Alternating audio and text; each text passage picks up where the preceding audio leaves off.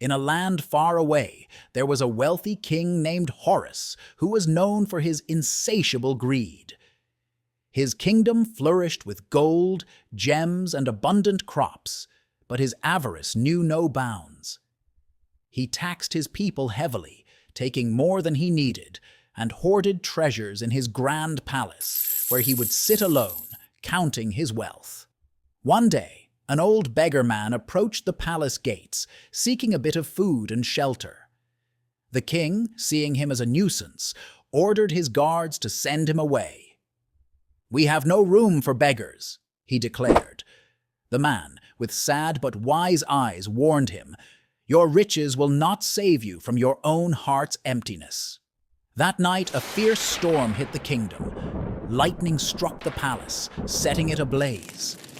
King Horus rushed to his treasure room, desperate to save his wealth, but as he struggled to carry as much gold as he could, the ceiling collapsed, trapping him beneath the weight of his own greed. In the darkness, with his riches scattered and his body pinned, the king realized that his wealth was now worthless. No amount of gold could lift the heavy stones or heal his wounds. As he lay there, he thought of his people and the old beggar man. He had taken everything from his kingdom, but now, in his hour of need, he had nothing and no one to help him. Morning came, and the villagers found their king among the ruins. They carefully freed him and tended to his injuries. Humbled and grateful, King Horus finally understood the value of compassion and generosity. However, the villagers, still angry about the years of heavy taxation and greed, gathered in the village square to judge their king.